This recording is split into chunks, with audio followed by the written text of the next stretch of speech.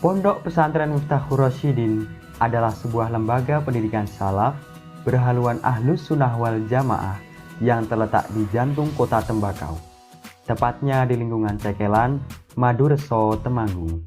Pondok Pesantren Miftahur Rasyidin didirikan oleh Abah Kyai Haji Thohir Mukhlasin pada awal bulan Muharram tahun 1416 Hijriah. Sebagai pusat pendidikan Islam, Pondok Pesantren Miftahur Rasyidin mencetak generasi bangsa yang berakhlakul karimah, berilmu amaliyah, dan beramal ilmiah.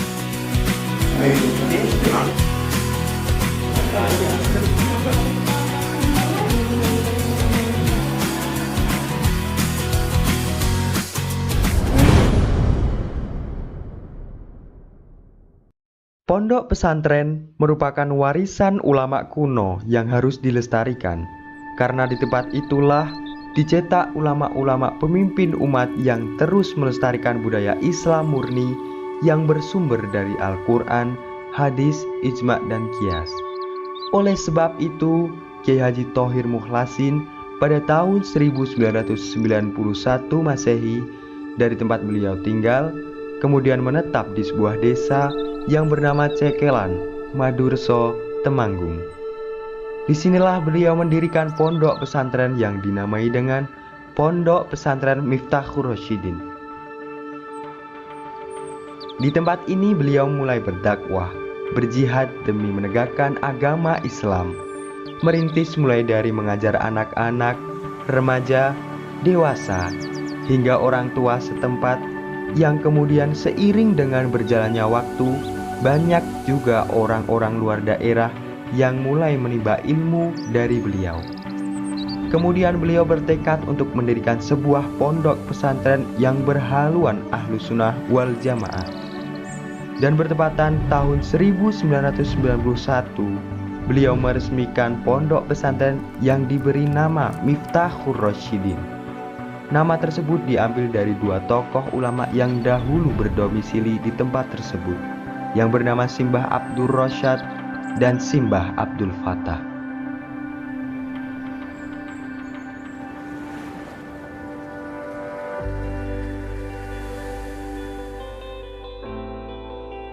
Anak-anak semuanya yang kami hormati, di tengah-tengah kajian kitab Ihya Ulumuddin pada sore hari ini berkaitan dengan peringatan Hari Santri, kami sebagai pengasuh Pondok Pesantren Miftahur Rasyidin Temanggung ingin mengucapkan, yang pertama mengucapkan selamat Hari Santri. Semoga pondok kita Miftahur Rasyidin yang tercinta dan pondok-pondok yang lain yang notabene yaitu ala tarikati Ahlus Sunnah wal Jamaah An-Nahdiyah makin hari makin jaya, makin hari makin berkualitas, makin hari makin berkuantitas dengan ridha Allah Subhanahu wa taala. Estu saged pulih menangi zaman kemasan, kati zaman kemasan yang telah dilalui oleh mbah-mbah kula panjenengan. Yang kedua kalinya ingin berpesan pada santri-santri semuanya, satu makalah yang seperti hanya pernah kita sampaikan kepada kalian, yaitu tentang kata mutiara Arab yang berbunyi kun rasulan qatamahu tahta saro wa himmatuhu fawqa suraya wal zuhal, yang artinya jadilah kamu sebagai tokoh yang mana sekalipun kedua telapak kakinya ada di bawah tanah, akan tetapi himmah atau cita-citanya di atas bintang suraya dan awan. Artinya sebagai seorang santri harus betul-betul punya himmah yang tinggi, cita-cita yang tinggi. Misal saya pokoknya mondok harus bisa ngafal ke Ihya Ulumuddin, bisa ngesai tuntas rapet, bisa paham, alat tak apa lagi. Ini cita-cita yang tinggi. Semisal cuman bisa berhasil 20%, misalnya bisa mengkaji dengan rampung wit nepon itu namanya juz pertama, kedua, ketiga, keempat iso sah kabeh, iso komplit, bisa paham, itu namanya sudah berhasil 25%. Ini udah mending daripada apa itu namanya cita-citane ngarep ngapalke apa itu namanya hadis arba'in. Hafalkan hadis arba'in 100% namanya. Tapi 100% ini bandingkan kalau sing 25% Ihya Ulumuddin tuntas paham niki masih mending sing 25%. Tapi kalau cita-cita cuma akan menghafalkan kitab Arba'in Nawawi, sekalipun 100% hafal, tapi hafal tok embuh ora ngerti maknane, ora ngerti napa karepe, sing penting hafal 100%. Ini mesti manding sing berhasil 25%. Maka dari itu marilah kita harus bercita-cita tinggi, tidak hanya akan wis pokoknya aku nuduh tuntas Alfiyah, tuntas Ibnu Wakil, tuntas Ihya Ulumuddin,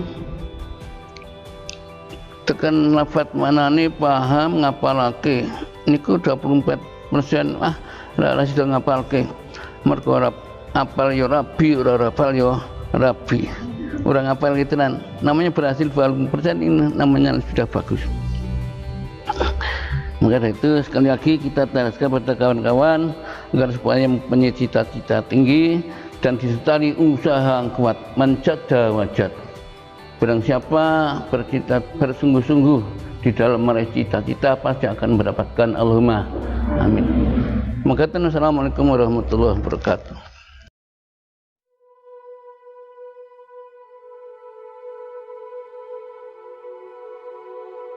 Assalamualaikum warahmatullahi wabarakatuh.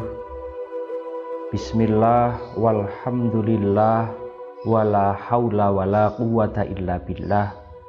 Asyhadu an la ilaha illallah wahdahu la syarikalah wa asyhadu anna sayyidana Muhammadan abduhu wa rasuluh la nabiyya ba'dah. Allahumma sholli wa sallim wa barik ala rasulillah wa ala alihi wa sahbihi wa mawalah. Subhanaka la ilma lana illa ma 'allamtana innaka antal alimul hakim. Imam Junaid Al-Baghdadi menjelaskan mengenai hakikat sabar. Beliau berkata, as-sabru huwa tajarru'ul mirar min ghairi ta'bisin. Jadi yang dinamakan sabar adalah menelan berbagai kepahitan tanpa bermuka masam. Rekan-rekan santri yang saya cintai dan saya banggakan, terkadang ada pelajaran yang membutuhkan waktu beberapa menit untuk memahaminya, namun membutuhkan beberapa bulan untuk melaksanakannya, bahkan memerlukan beberapa tahun untuk membiasakannya. Ketahuilah bahwa hal tersebut bukan alasan untuk berputus asa. Biasa saja, nikmati setiap proses dengan sukacita. Maka dari itu kita harus bersabar. Imam Junaid berkata, sabar adalah menelan berbagai kepahitan tanpa bermuka masam. Tajarru'ul mirar min ghairi ta'bisin. As-sabru huwa tajarru'ul mirar min ghairi ta'bisin. Ada dhamir yang memisahkan antara musnad dan musnad ilaih, memberikan faidah hasr sebagaimana diketahui dalam ilmu balaghah. Jadi misal ada orang bertanya, sabar itu pahit. Memang yang dinamakan sabar adalah menelan berbagai kepahitan. Sebagaimana definisi minum adalah memasukkan air atau benda cair ke dalam mulut dan meneguknya. Tidak mungkin ada orang yang ingin meminum kopi, lantas manakala disuguhi kopi, ia berkata, ini air. Nah tadi definisi minum sendiri kan memasukkan air atau benda cair ke dalam mulut dan meneguknya. Begitu juga dengan sabar. Menurut Imam Junaid, sabar adalah menelan berbagai kepahitan tanpa bermuka masam. Jadi kita harus sabar. Sabar pahit memang komponennya menelan pahit. Kemudian Imam Ibnu Aqil mengutip suatu kata-kata mutiara berbahasa Arab dalam Syarah Alfiyah. Kata-kata ini tidak diketahui siapa yang membuat, namun sudah masyhur. Bisa kita lihat pada bab i'rabul fi'li, ada suatu lafaz yang dinasobkan oleh an yang wajib disimpan, yang jatuh setelah au bimakna hatta. Bisa Anda lihat nggih. Ini ada kata-kata mutiara, la astashilan naso'ba au udrikal muna wa mangqadatil amalu billali sobiri. Sungguh akan aku anggap mudah suatu kesulitan hingga aku menggapai cita-cita, karena sungguh cita-cita tidak akan diraih melainkan oleh orang yang sabar. Dalam menuntut ilmu kita harus sabar dan jangan tergesa-gesa. Sebagaimana nasihat dalam Hilyatul Aulia karya Abu Nuaim, di situ disebutkan Imam Zuhri berkata, sesungguhnya ilmu agama ini seandainya engkau pelajari dengan terburu-buru, niscaya engkau akan merasa kelelahan dan engkau tak mampu memahami sedikit pun darinya. Akan tetapi pelajarilah ilmu agama siang dan malam dengan sabar dan lembut, niscaya engkau akan memahaminya dengan baik. Terakhir, saya ingin mengingatkan nasihat Imam Haddad dalam kitab Nasha'ihud Diniyah. Beliau berpesan, adab yang terpenting dan terkuat perihal amar ma'ruf nahi munkar adalah menjauhi kesombongan, kekerasan, hinaan, dan cacian terhadap orang yang bermaksiat. Semua itu dapat membatalkan pahala dan mendatangkan siksa.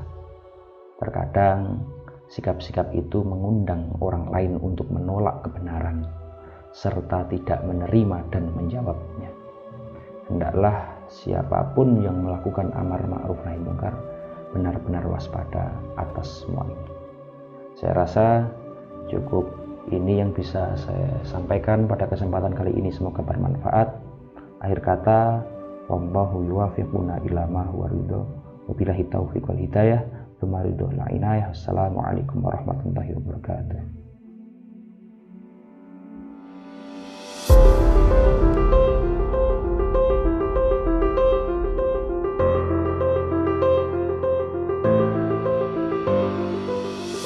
Assalamualaikum warahmatullahi wabarakatuh. Bismillahirrahmanirrahim. Alhamdulillahirabbil alamin. Wassalatu wassalamu ala asrofil anbiya'i wal mursalin wa ala alihi washabihi ajmain. Alhamdulillah, di musim pandemi ini kita sebagai seorang santri harus senantiasa tidak meninggalkan jiwa santri. Artinya bagaimana? Yang artinya bahwa kita itu orang yang berpendidikan, orang yang dididik, dan orang yang akan menjadi seorang pendidik. Oleh karena itu, marilah kita hadapi ujian pandemi COVID-19 ini dengan tenang, dengan sabar, dengan syukur, jangan panik, dan ingat, jangan pernah kita putus asa dari rahmat Allah. Akan tetapi kita senantiasa berdoa, meminta kepada Allah agar pandemi ini bisa menjadikan suatu pelajaran, bisa menjadikan suatu kehidupan kita lebih bermakna dan lebih bersyukur kembali. Wabillahi taufiq wal hidayah. Assalamualaikum warahmatullahi wabarakatuh.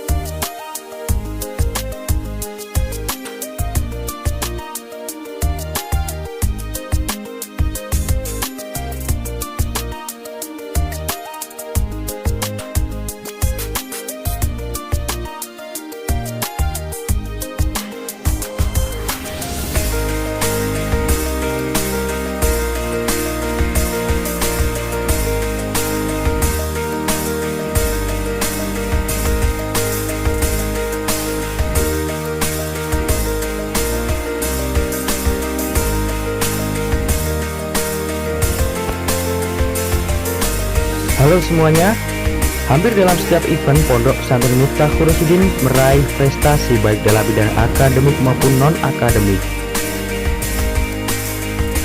Miftah Khurosudin, tujuan